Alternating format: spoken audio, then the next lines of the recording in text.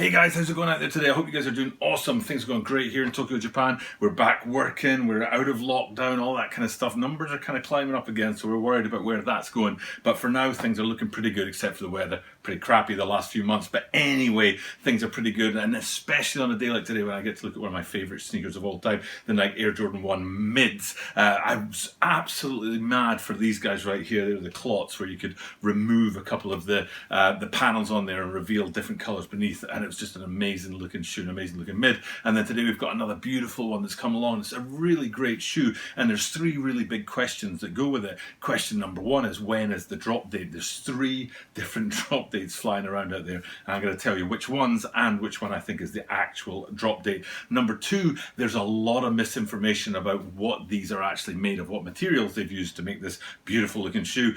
So we'll get into that today. What are the materials on this Nike Air Jordan 1 Mid USA? And then also looking at the details on it. What are the great details? What are the major points as far as design goes, which takes this and elevates it above most of the mids that we've seen so far in recent times. So with those three things in mind, let's get into this video, which is all about the Nike Air Jordan 1 Mid USA.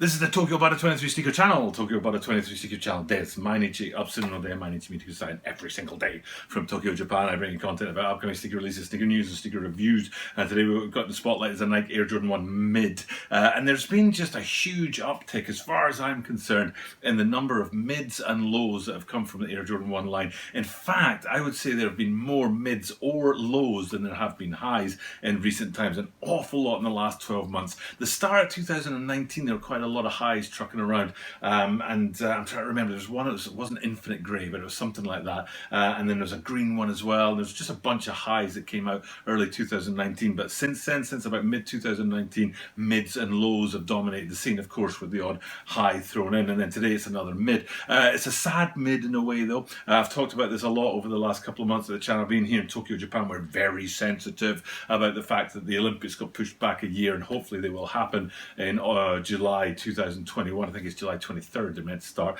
1 year later than they were planned. But because the Olympics have been shifted, these huge machines, these massive companies that churn out stuff that are supposed to line up with something like the Olympics, which happens every 4 years, but then when they shifted that, these big machines, they just cannot move and they can't change their plans. And here we are with another USA themed sneaker that you just can't not look at it and say that would have been really great beside Team USA bringing home, 100 gold medals from the Tokyo Olympics. But then here we are with this USA themed sneaker and no Team USA for 12 months time. So it's another one of those shoes. I probably looked at maybe 6 or 7 that fall into that sort of same category, and here we are with another one of them today.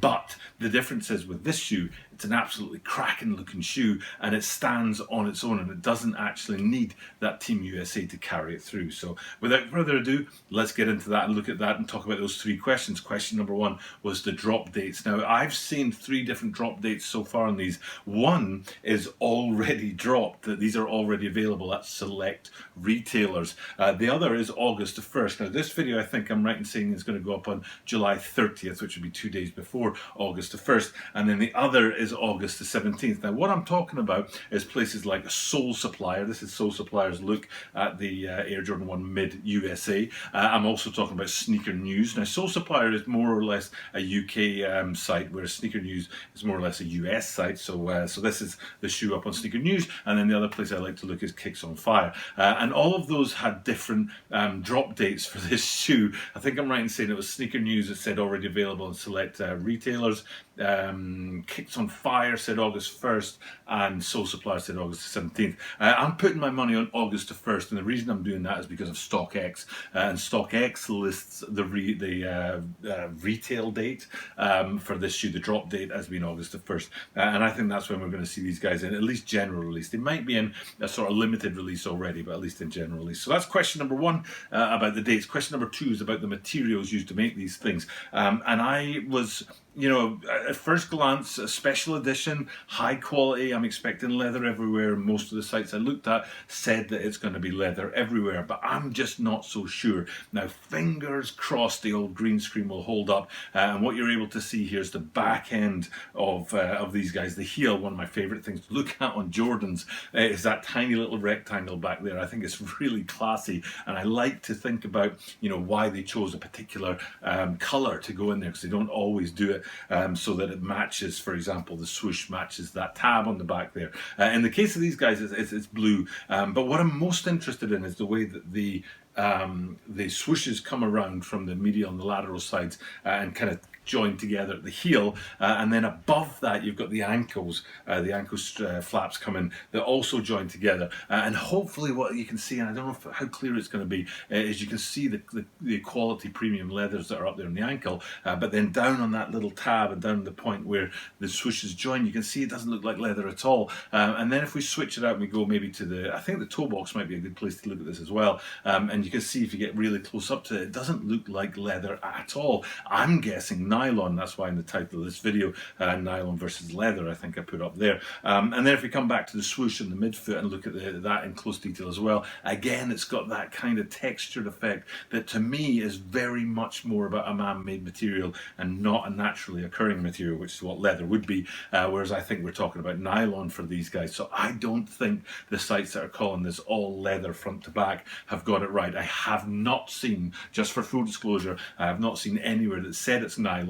This is just my particular take, looking like close up at the shoes and looking at the different panels on there to see it. Now, there is, as far as I know, premium leather and premium materials, not just leather, in many different places on the shoe, and especially on the white parts of the shoe. So let's get into the third part of this video, which is all about the branding and the important points on the shoe that make it a great looking shoe. Important point number one for me, and again we're going with that leather, is the white midfoot and the white heel cup, which will be zoomed in on right here, right now. If you're not, familiar with the Jordan 1s, what's wrong with you, part one, and part two, just to let you know, usually, traditionally, that heel cup on the back and that panel on the side and the midfoot are different colors. Often white is used on the midfoot, but not always. But white is used on the midfoot, and then say red or blue for that heel cup at the back to give a bit of contrast. But in the last couple of months, they've decided to go with the same colors on the midfoot and the heel counter, the heel cup. And in the case of these guys, white and white. Unusual,